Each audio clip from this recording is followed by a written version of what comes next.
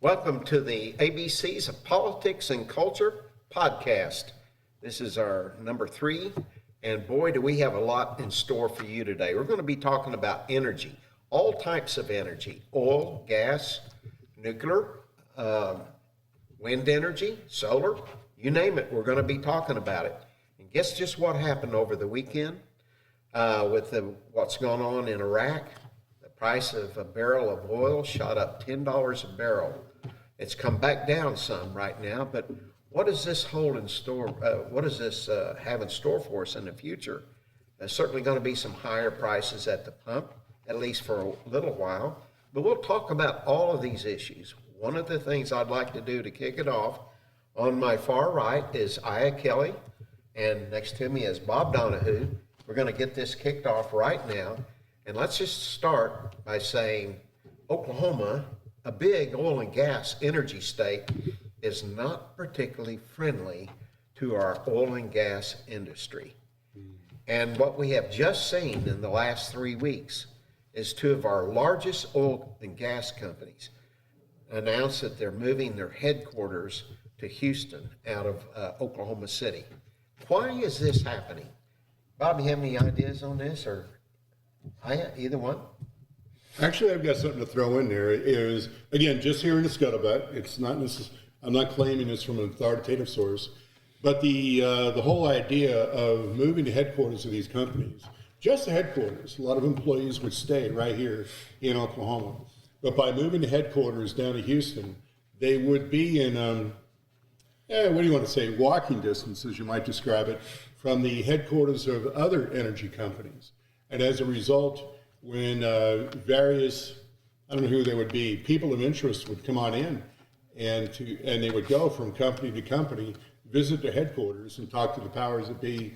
They're all there. They're a part of the game, and they're a part of the equation in those discussions and all.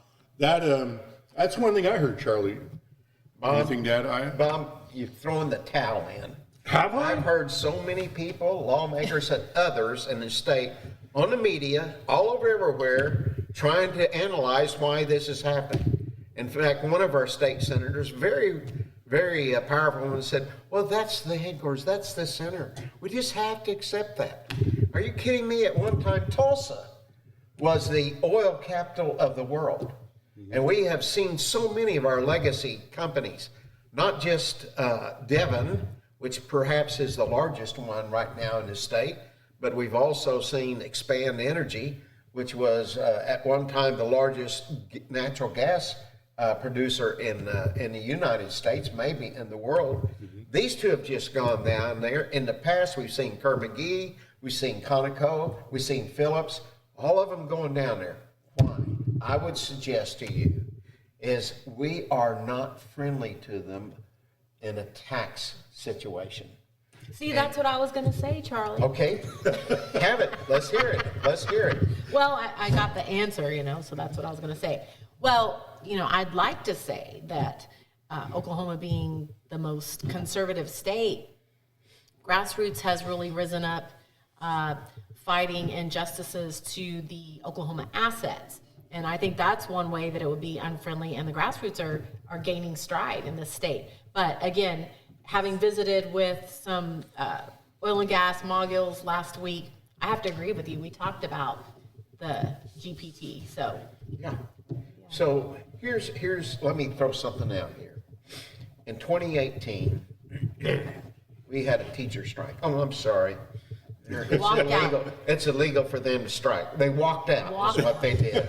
They came by the thousands to the Capitol to protest for a huge, massive tax increase. They finally got their way, and the majority of the money came from gross production tax increase. At the time, your large horizontal producers were paying a 2% gross production tax. Some of your vertical boys were paying 7%. The idea was to raise them all to 7%. Well, the large horizontal guys got on board. They said, okay, we'll support this, but let's just take us to 5.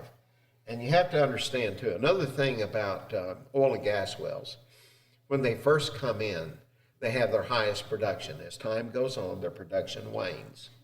And so some of this was, we'll give you a lower rate for the first 2 or 5 years, and then it jumps up to a higher rate where there's not as much payout anyway. You know, we're just trying to figure out how to survive. But I actually called both my state senator and my state rep. There was a period of time several years ago that the oil prices dropped so low. For one day, oil companies had to pay people to buy their oil. I remember that. For I remember one day. And so I called both of my lawmakers and I said, you know, we throw this term gross production tax around a lot, but I'm not sure everyone out there, particularly the new ones, know what that means. Let me explain it to you.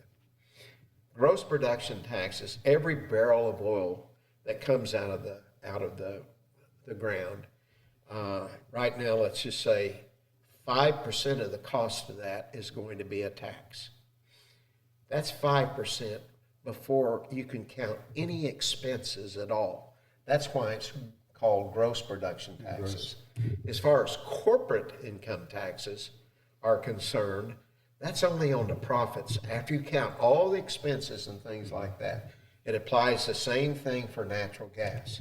And so ultimately what happened is we went up to 5% to do that. That's very difficult on oil and gas companies because they can't even consider any of the cost of producing that. So that's the one really unfriendly thing. I'd suggest something else, and it's just kind of infuriated me. Oh, Charlie, before you go on. Yes. You mean to say you can have an unprofitable oil company where you're actually losing money and yet you're paying out all kinds of The taxes? gross production tax, yes. I wonder how people would feel about that if it happened to us when we're unemployed and we still got to pay all kinds of taxes. I don't think that'd go over very well. It wouldn't, huh? But everybody has this thing in mind. Oh, these big oil companies, they're wealthy, you know. And a lot of them do. They produce a lot of revenue. They produce a lot. But they're not always. In fact, the profitability of oil and gas companies goes up and down. Part of that's dependent upon price. And we don't set our price. The price of oil and gas is set on an international basis there. It can vary some, but it's set internationally. So they can't just determine how much they're going to sell their product for. It's a competitive thing based on world trade. And so anyway, their profitability does go up and down. But here's the big thing. In Oklahoma, let's just say our personal income tax rate is 5%. It's actually 4 3/4, I believe. But let's just say it's 5% for ease here. Sure. Now let's take the CEO of Devon, for example, and maybe his salary is $3 million a year. I don't know; it could be higher than that. Well, in Oklahoma, each year he will pay $150,000 in taxes that he doesn't have to pay in Texas because they have no personal income tax in Texas. And so over a 10-year period of time, that's $1.5 million that he has to pay in Oklahoma that he wouldn't have to pay in Texas. So personally, he's doing this. Very possibly. And on top of that, there are no corporate income taxes in Texas. So the company itself is more profitable because of having no corporate income taxes. So it begins to make a little bit of sense why they would do that. Well, but there's property taxes, right? Is that how Texas is bringing in their income? And This there is is state property government. tax. Do they pay that on wealth? So I can't answer that, but I will tell you this. As an incentive for businesses to relocate to Texas, frequently they will give them a 10-year exemption from property taxes. Or a 5, or whatever it might be. So ultimately here, I think you can see, in fact, I would just suggest to you that Texas is just a more efficiently run state than Oklahoma. A number of years ago, and I don't have recent statistics here, but in Oklahoma, the total taxes, state, county, everything in Oklahoma was about $17 per hundred, and at the same time, it's $14 per hundred in Texas. So they're just a more efficiently run state, and that's something that we have fought for a long time. And I think when we talked a little bit on one of our programs, maybe last Monday or something, talking about this as the reddest state in the union, based on how we vote for president. But we have a challenge, even though we have super majorities in both the Senate and the House. And everything is, any statewide race is Republican controlled. But we have, and all the struggle and the battle in Oklahoma is within the Republican Party. And you have everything from Democrats that couldn't get elected as Democrats who re-registered as Republicans still have the Democrat ideology. It's not quite as strong when they're registered as a Republican because they don't want to be. Well, we had one fellow that got defeated last year that his first year in the legislature, he scored a 20 on the conservative index. He was Republican, and a handful of Democrats were more conservative than he was. And by the way, he's no longer in the legislature. So sometimes that forces them to become a little bit more conservative than they would be in their heart. Well, I'm glad to hear his voters got to work. Yeah. Charlie, let me ask you a question on a comment you made. All right. You spoke about the idea of lower gross production tax for, let's say, the first 5 years that a well's in operation. That number may vary some. Okay, but let's say it's for 5 years. Then it actually goes up. Okay, it goes up in percentage. What I'm wondering is, could it be, you know more about this than I would. I'm sure I have it too. You're not saying much on it. I haven't had a chance yet. You don't have to raise your hand. Just Sorry. give him a chance. Give me the yellow. Could it well be that when they get all that early goodie out of the wells, that is, they're coming up on a 5-year mark, they actually sell off the well, and then a smaller competitor has to deal with higher taxes. And it's a way of limiting your competition. If you're a big player and you're drawing out the goodie out of these wells, and the other guys they're coming along and getting the scraps. So they're struggling to stay in business because they have to pay more. Could that actually be a part of what's going on, or am I just being cynical? No, that does happen. So we have a term that we call stripper wells. And what a stripper well is a well that produces 10 barrels of oil or less, I believe, a week. I'm not sure what that time period is. It could even be a day. So it's a very low production. What happens, and what we call a grasshopper, that's the thing that you see like this, that they actually have to pump the oil out of it. Yeah, my kids call that a chicken, but okay. Okay. The reality is, and that would work too, the reality is in the early days of wells, they have enough of their own energy to bring all that petroleum product to the surface. But when that well becomes close to depleted, they'll pump that out, and then it takes a little time for oil to seep back into that, and then they pump it out. Those are called stripper wells. And there are just a whole class of people in the oil and gas business that's primarily what they do, stripper wells. And yet they're paying much, but higher gross production tax rates on just extracting that last little bit. And this is where I feel like Oklahomans are being hurt, because a lot of these stripper wells are owned by small oil companies in our state. And then there's been, and I don't know if it's laws or exactly what they would be called, but they're forcing them to cap off these wells, and not allowing them, and it's like within a 10-year period, they all have to be shut down with like a fourth of them being shut, you know, within a certain amount of time until they're all shut down. Well, these guys are waiting for, like you said, the oil to come back in, and the big oil companies are kind of forcing them down. And that's where I think it's important for our legislators to listen to the people of Oklahoma. Right. Because it's our state, and we've been just messed over by these large companies for many years. So we've had a battle in Oklahoma between the smaller producers, the people that produce vertical wells, and in more recent years we have the big horizontal wells. And this is kind of amazing. They can go down certain depths and then go sideways up to 2 or 3 miles, and deeper, and go sideways again 2 or 3 miles. And these are huge producing wells. They're very expensive, but they're huge producing wells. Here's what's happened. Sometimes your vertical boys have a producing well, and a mile and a half away, one of these big horizontal boys will come right through their well and start taking their property. and taking what they discovered. Yeah. And they fought at the legislature. They fought over this for 2 or 3 years. The big boys finally won out.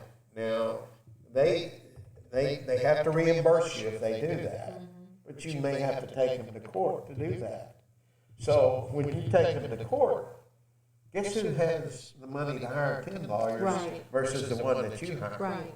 And so we, even our oil producers are in 2 different groups, and they don't necessarily always like each other. But what about property rights? I know I jumped all over you. My apologies. I think that's Did I just say that? I think property rights are pretty important. They are to me anyway. Yeah. Well, and then, again, in 18, the big thing was fracking. Yes. And again, that's our water issue, right? So I was called by a group at Kingfisher, and we had these water meetings because of the fracking. And now we're kind of on another issue with water, right? Yeah, we And are. energy. Let me say this. We have fracked since the 40s. Your vertical boys frack too.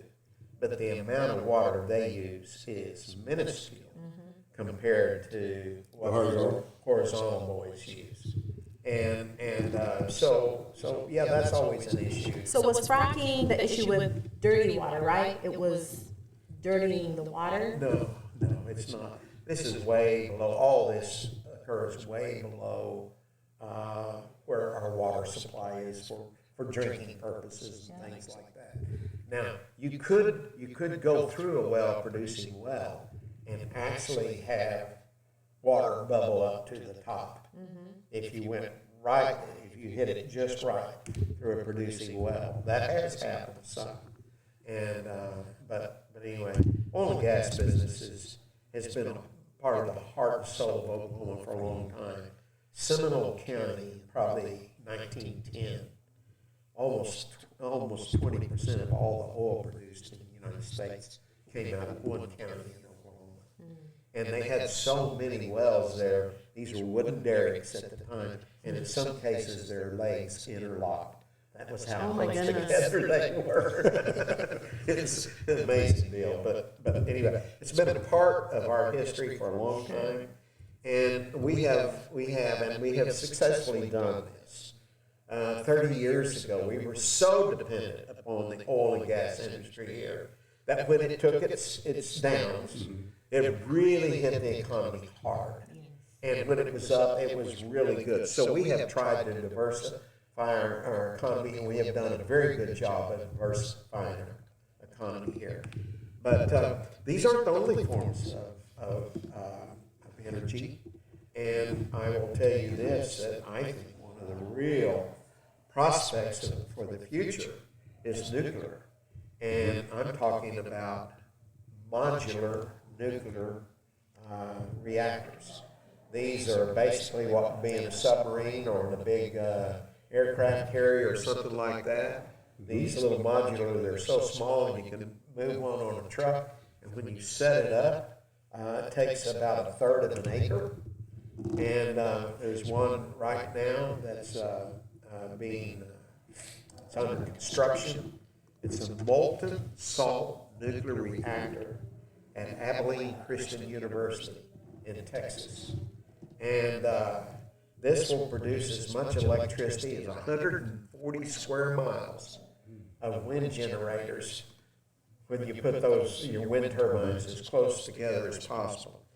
It'll do, and it doesn't require a lot of water because of the molten salt.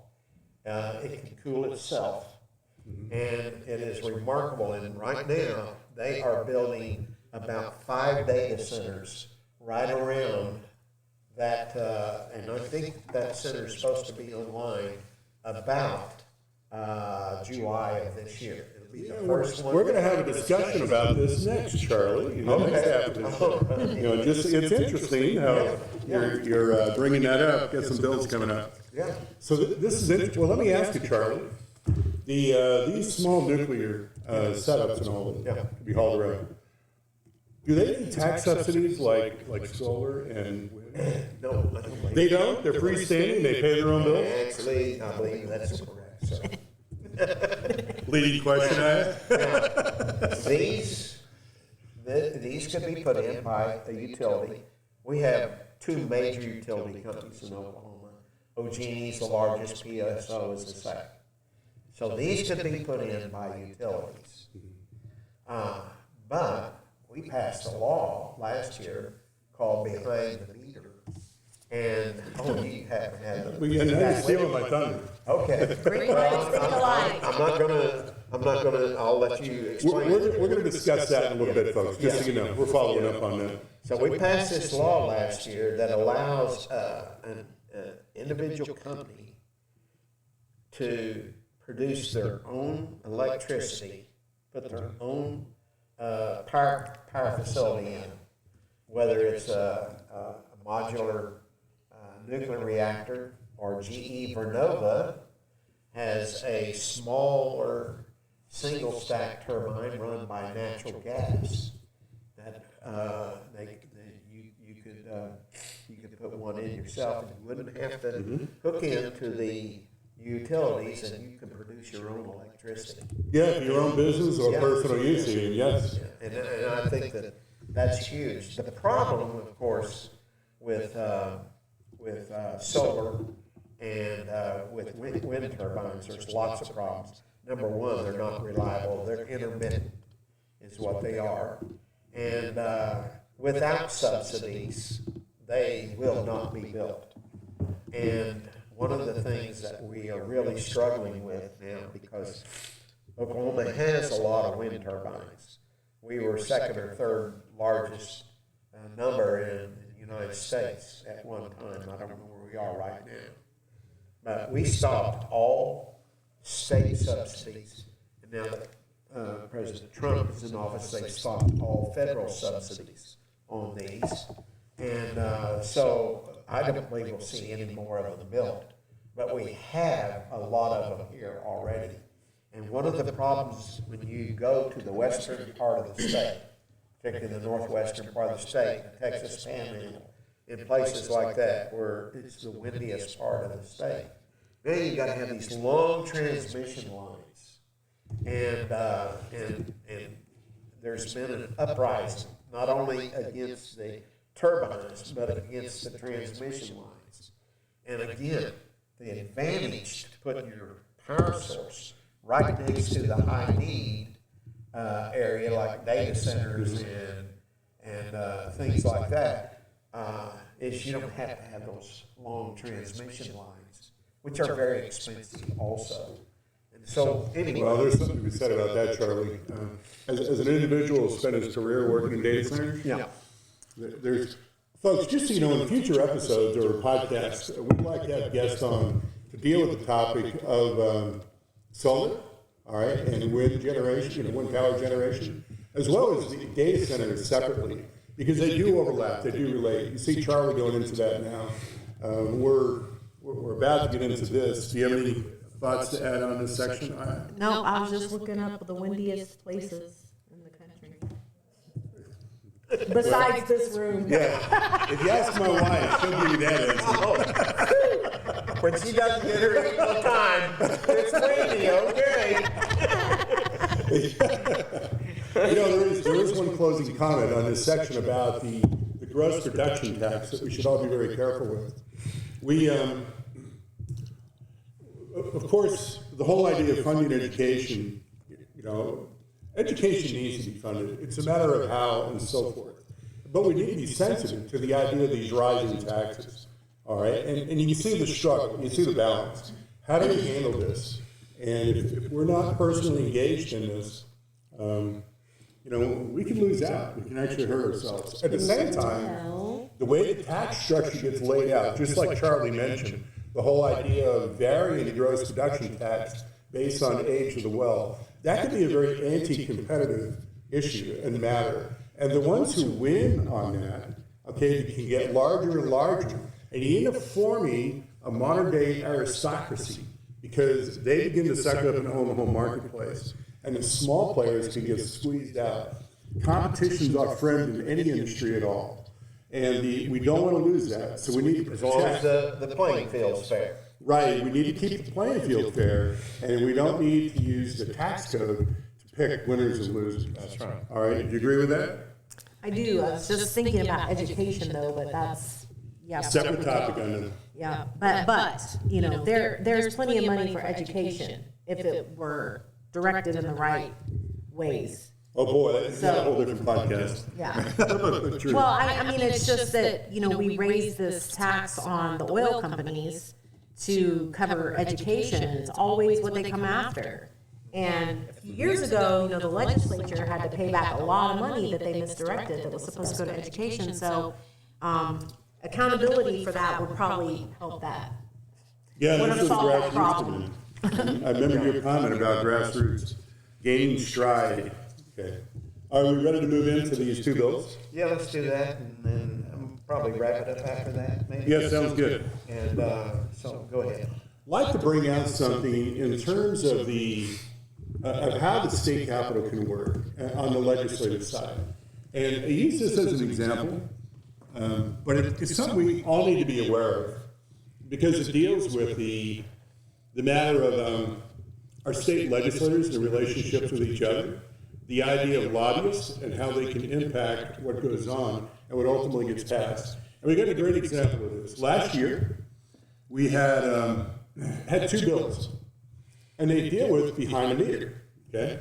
And the whole idea behind the meter is you can have your own power source, and you could use it for personal reasons or business reasons, your own personally owned business, I should say.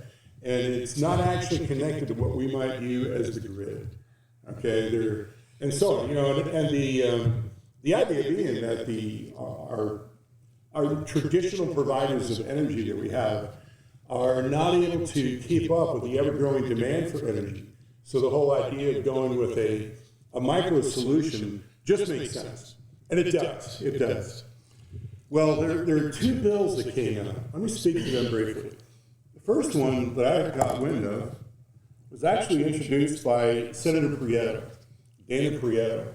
And his bill, Senate Bill 93, this is 25, last year, it was rather broad in its language. And basically, he describes it this way, because it did speak to him about it. You have, let's say, use the example of a casino. You have a casino, they want to produce their own power because it would be very expensive to get it from the grid, and they consume a lot of power. So they would actually bring in their own turbine, and they could power it from, let's just say, natural gas or whatever, and they go in and power their own facility. They're on their way. It makes sense. It takes a lot of pressure off the grid. And that's the idea behind the meter. Now, he did not specify the type of energy that could be used. Like Charlie brought up nuclear as an example. He didn't specify any of those details in the bill. All right? He actually left that topic wide open. Now, his bill, it was heard in the Energy Committee. It passed unanimously in the Energy Committee. How often does a bill pass unanimously? Yeah. All right? Not often. Now, from there, it stopped. It didn't go any further. It was not heard on the floor. All right? It actually stopped right there in the Senate Energy Committee. Now, there was another bill, essentially the same topic. and it was a modification of the existing code. We don't need to get into all those details. But this version, what it did was it required the person that had a solution for behind the meter, they had to use natural gas. That was it. That was their only option. They couldn't use nuclear, as an example. And I did, again, in the conversation with Senator Prieto, I did confirm that. That particular bill, and you might want to ask, well, why was it limited to natural gas? Why didn't it stop right there? That was the energy component actually defined in this. Now this bill, it went before the same committee, and it was passed unanimously, and then from there it went to the floor of the Senate, and it was passed unanimously, except for a couple that were excused. They just weren't present on the floor at the time. And over to the House, and it was there. It was passed unanimously. This, by the way, when I say that, bipartisan, Republicans and Democrats together. This bill, when clean, it just sailed right on through. All right, and it is signed by the governor. It is now law. Of course, who's going to object? But here's the question. Why was it limited to natural gas? There was a previous bill that left it open. The private party doing this could choose the energy source. Now, by law, they're denied that ability to choose. Why? What do you guys think? The natural gas business is very big in Oklahoma. They a number of years ago, there was an effort to expand the coal-generated electricity. And the CEO of the largest natural gas company in Oklahoma by far and in the world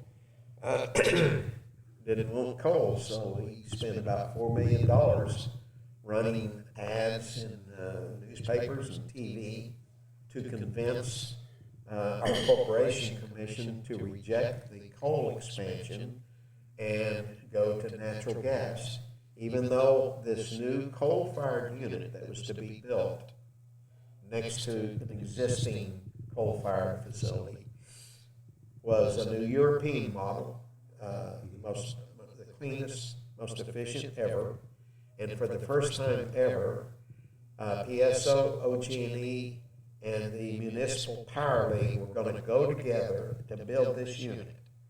And a Corporation Commission judge was assigned to evaluate it, and he said, after looking this over, it would save ratepayers $100 million in the construction, as opposed to each of these producers, each of these companies building their own. It would save them $100 million ratepayers in the building of it, and over a 20-year period of time would save $1 billion in electricity produced. That's a no-brainer. But when $4 million was used, and maybe one of the corporation commissioners was maybe, I hate to say it, but Persuaded? maybe persuaded. Thank you, Bob. That's Is that a good word? Persuaded to vote a particular way, and one of them was going to anyway. Anyway, it was rejected. And so I'm just saying, that, there's a lot of incentive in this particular case to make sure that it couldn't come from coal. It had to come from natural gas. You don't want to speculate on why or how they may have been persuaded to vote one way versus another? Well, I don't know. I don't know that any of the corporation commissioners got lavish vacations or anything like that. I have no idea. I really don't. What do you think, Kyle? Let's get you on. I'm just pretty sure at least one of them was persuaded. Now, I won't mention his name. What do you think, Kyle? Well, I've seen an awful lot, Bob. In my 29 years. I've checked your driver's license. I really is only 29 years old. No, any other thoughts to add to that? Persuaded. Well, we talked about the different energy sources, and it's been a subject of consternation for a lot of years, right? Because the turbines are taking over our horizons, and I know years ago, candidates were being asked about turbines at the time, and it is a problem because we're depleting ourselves of energy now. Oklahoma's ahead of a lot of the other states that are having to water ration. And, you know, I grew up on a little island, so water rationing is a real thing. But even here in the cities, there's times when you can water and times that you can't. And so I think that the general citizen and the legislators do need to really take a deep look at this. And we're talking about companies that are creating their own energy or wanting to, but what about, you know, our own residences? You know, we're able to get solar, but it's exponentially, you know, 20 or 30 year payoff. Yeah. For what you spent to put it there. Right. To get back, it's 20 or 30. Look, on my 5 acres, I'll take a third of an acre and devote it to a nuclear power plant. I'm in for this. Yeah. But I get the idea what you're saying, right? And so, and then one thing that I just want to inject, which kind of off topic but on topic, is, you know, we do not conserve energy like we should either. I mean, protecting the planet is a thing, right? Call me a tree hugger, but, you know, wasting of the water, you know. I talked about it being liberal. And so, but we have solar on our house. We have solar on our house, and it's been amazing the amount of energy that we create for our own home. Yes. But then on the flip side, you have people saying that the black panels cause, you know, this, that, and the other to our environment. I mean, both sides of the aisle kind of speak about that. And so, with this issue that you're talking about, I think it brings in a lot of things like the concern of the data centers, which is why I brought up fracking a while ago. Yeah, it relates to it, because yes. of the water. You know, with fracking, there was a lot of talk about the water, but now a huge topic are the data centers, which takes so much water, which is a whole problem on the flip side. So just a little point of interest here. There's basically the same amount of water at all times all over the world. We don't have less of it or more of it, with minor differences. So what water issue is an ability to move it to where you want it. I mean, where you want it when you need it. For example, in Oklahoma, the southeastern part of the state is our wettest part of the state. And so we have a lot of lakes down there, a lot of storage of water. And we actually move water up to Oklahoma City from 2 different lakes and systems. We pump it up there. Our western part of the state is the driest. We had an opportunity to sell water in Fort Worth, water that could be collected just before it hit the Red River and became too salty to use. We had that opportunity to do that. Probably could make $100 million a year off of selling water to Fort Worth. The people down there didn't want it, and so it hasn't been done. But had we have done that, we could have built pipelines to keep our reservoirs in the western part of the state, keep them full where it could be used for agricultural and personal drinking purposes. So as effective or as the oil pipelines, almost as. Well, I'm telling you, we get water from Atoka, and we get water from Sardis Lake from Oklahoma City. And water's pumped up here. Without it, Oklahoma City would be in serious trouble. So are you saying that global warming isn't a thing? Oh, hold on. Hey, we're going well beyond the scope of the podcast today. Global warming? See, literally, see, I'm telling you. All right. Hey, we want Go hug a tree. everyone to watch the show, right? Right? That's true, we do. Al Gore, you're being called out there. All right, on this note, the point is this. on this particular part of the podcast. When you weigh these two bills, the ones who ultimately determine the version that passed, it just makes sense. It had to be the lobbyists within the energy industry. They are down at their capital. They're down there all the time. I see them. All right, you get to know them. You get to talk to them a little bit. They talk about, the various lobbyists talk about bundling, bringing in several companies that they represent at the same time. They talk to each other about it. I'm down there too much. They're kind of viewing me as a lobbyist, but I'm not. I'm not a paid lobbyist, right? But all the same, the only way we're going to overcome that is if we, the people, stand up and get engaged. There's a lot to be said about the idea of, behind the meter, all right? And to have our voice heard on that, we need to be there. They will listen to us. They'll grant you the audience if you're reasonable, informed, and you're concise in your presentation. And they will consider what we have to say.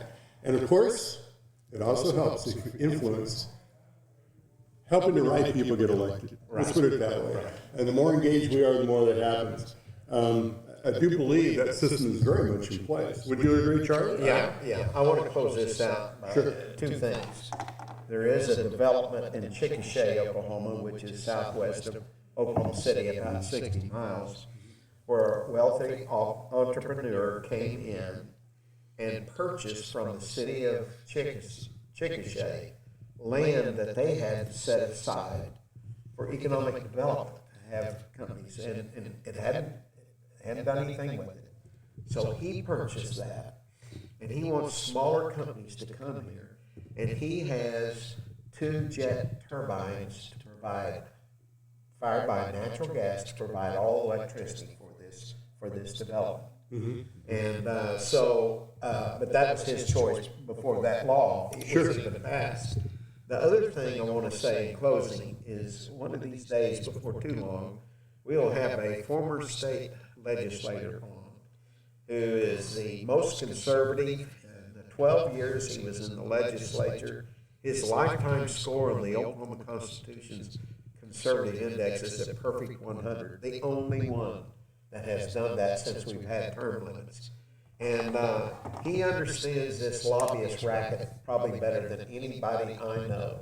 And he will be on our program. He's got several things to talk about. But one of those things is the influence of lobbyists down there. He will expose that, and then also at another point in time, I want to have on a lady that is a consultant for candidates. She's one of the few that is not a whore. Most of the consultants are whores. They'll do anything to make a buck, and many of them are quite capable and quite willing to lie, cheat, and steal to make a buck. And this lady is not, and she probably has the best perspective on who's behind the dark money groups that put millions of dollars in campaigns, and you don't know who puts the money in there, by and large. And so that's another thing that we need to expose, and we'll do that sometime in the future. Anyway, we're going to sign off today. I was going to say that word was in my devotions today, so I guess it's okay to use. Oh, okay. It is a biblical word, so I don't mind. That's what I'm saying. Yeah, I don't mind using the word. I'm just saying. So, anyway, folks, thank you so much. We'll be back Wednesday. We're not sure what we're going to do, but we've got 2 or 3 choices. I think you'll love it. Talk to you later. Take care.